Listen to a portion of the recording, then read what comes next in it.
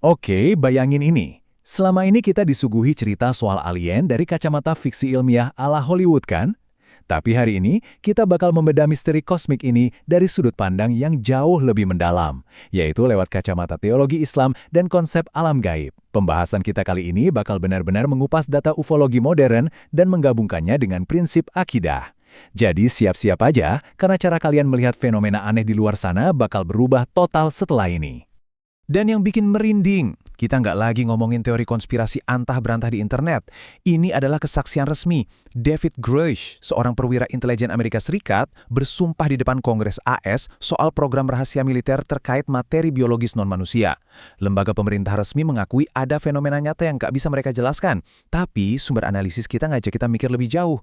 Gimana kalau pengungkapan publik ini bukan sekedar terobosan sains? Gimana kalau ini sebenarnya bagian dari skenario psikologis besar atau bahkan skenario fitnah akhir zaman? Nah, biar lebih gampang, mari kita samain persepsi dulu soal kata alien di dunia sekuler. Biasanya, para peneliti membaginya jadi 3. Makhluk biologis dari planet lain, entitas interdimensi, dan drone biologis buatan lab. Menariknya nih, keberadaan berbagai dimensi ini sebenarnya klop banget sama kosmologi Islam. Kita tahu Allah itu Rabbul Alamin, Tuhan semesta alam. Artinya, ciptaannya itu luar biasa beragam dan berlapis-lapis. Ada alam nyata dan alam gaib yang berjalan berdampingan sama realitas kita sehari-hari. Sekarang, mari kita mundur sedikit ke masa lalu untuk ngebongkar salah satu kebohongan sejarah paling epik, yaitu teori astronot kuno. Kalian pasti sering dengar mitos populer soal Anunnaki dari bangsa Sumeria kuno kan, yang katanya alien pencipta manusia. Well, sumber materi kita langsung mematahkan itu. Secara teologis, manusia itu diciptakan langsung oleh Allah dengan ruh ilahiyah, bukan hasil eksperimen genetik alien di dalam tabung reaksi. Terus siapa dong entitas yang dulu turun dari langit dan minta disembah itu? Faktanya, mereka adalah jin. Jin-jin ini memanfaatkan tauhid manusia yang mulai pudar saat itu, pakai ilusi teknologi canggih buat menipu dan menyesatkan. Ini lucunya manusia modern. Kita sering banget meremehkan leluhur kita, nganggap mereka itu terlalu primitif buat bikin struktur raksasa, ujung-ujungnya nyimpulin, pasti alien yang bikin. Padahal, Al-Quran udah nyatet betapa luar biasanya peradaban kuno kita. Nabi Idris dapat ilmu astronomi langsung dari wahyu, bukan dari makhluk luar angkasa. Terus lihat kaum Ad dan Samud. Mereka punya teknologi material dan arsitektur yang super presisi, sampai bisa mahat gunung jadi kota metropolitan. Reruntuhan megah itu murni bukti kehebatan mereka yang hancur karena azab ilahi akibat kesombongan. Sama sekali bukan jejak arsitek galaksi. Terus ada lagi nih teori favorit peneliti UFO sekuler. Mitos malaikat yang jatuh atau malaikat pemberontak yang kawin sama manusia bikin ras alien hibrida. Secara teologi Islam, ini nggak masuk akal sama sekali. Malaikat diciptakan dari cahaya murni. Mereka sama sekali nggak punya kehendak bebas, apalagi hasrat biologis buat memberontak. Kalau ada kisah kayak Harut dan Marut di Babilonia, itu murni ujian dari Allah, titik. Jadi, legenda soal entitas surgawi yang nakal ini sebenarnya ya tipu daya jin purba yang lagi-lagi nyamar jadi makhluk langit buat ngajarin sihir ke manusia. Lalu gimana dengan penjelasan-penjelasan fiksi ilmiah zaman sekarang?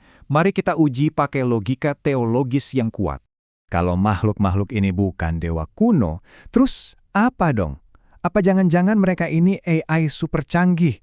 Atau penjelajah waktu dari masa depan kayak di film-film? Coba deh kita pikirin baik-baik.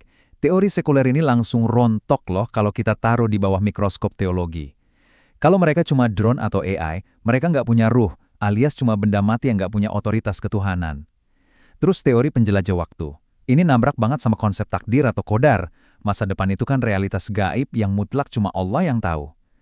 Dan ngomongin soal rekayasa genetik, secanggih apapun teknologinya, nggak ada satu makhluk pun yang bisa menciptakan kehidupan dari ketidakadaan absolut.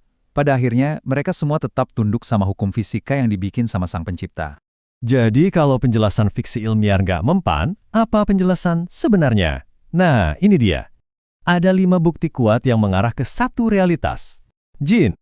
Kalau kita telusuri 5 kesamaan mutlak ini, kesimpulannya benar-benar jelas. Fenomena alien modern ini bukanlah penemuan spesies alien baru dari galaksi tetangga, guys.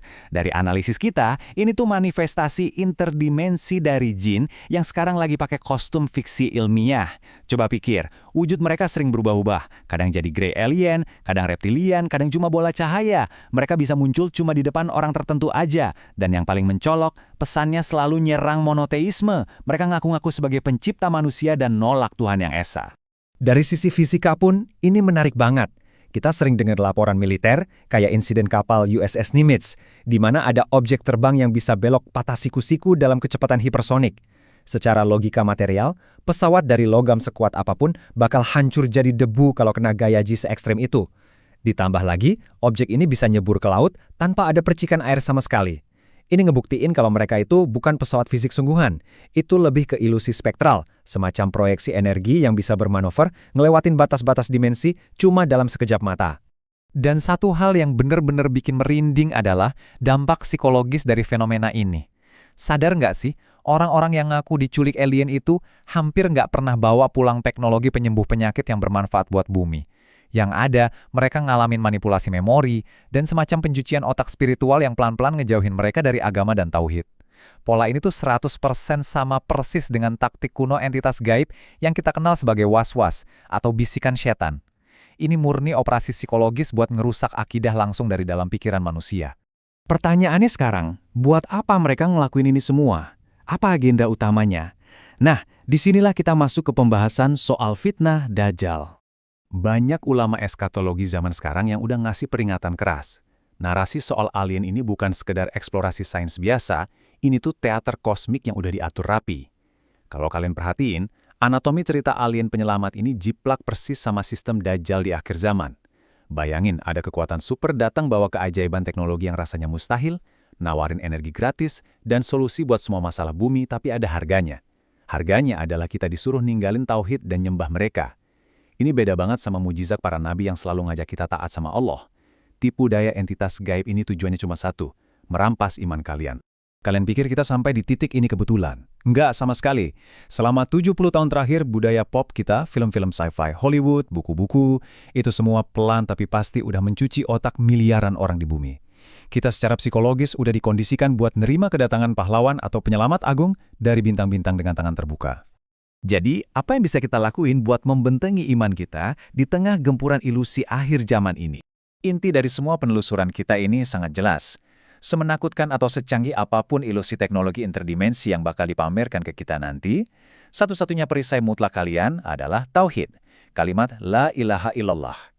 Buat kalian para pelajar, mahasiswa, dan siapapun yang lagi nyari kebenaran, tanamkan ini dalam-dalam di pikiran dan hati sanubari kalian. Gak ada dewa interdimensi, gak ada insinyur genetik dari galaksi lain. Yang ada cuma Sang Pencipta yang Maha Esa. Allah lah satu-satunya yang nguasain alam materi yang kita lihat dan alam gaib yang gak bisa dijangkau sains. Kalau kita pegang teguh ini, kita bakal tetap rasional dan gak gampang tertipu sama trik visual murahan, secanggih apapun kelihatannya. Kedepannya, pemerintah dunia dan media raksasa pasti bakal terus kebocorin misteri entitas non-manusia ini sedikit demi sedikit. Makanya, jadikan ini sebagai kompas intelektual kalian. Kalau nanti kalian dihadapkan langsung sama klaim teknologi alien, tanyakan hal ini ke diri kalian sendiri. Apakah narasi ini bikin jiwa kalian makin tunduk ke Sang Pencipta yang sejati, atau malah diam-diam ngerampas tauhid kalian? Jangan sampai terhipnotis sama panggung ilusi ini. Pastikan pikiran dan hati kalian selalu berlabuh pada kebenaran yang hakiki. Teruslah kritis, dan sampai jumpa di penelusuran kita berikutnya.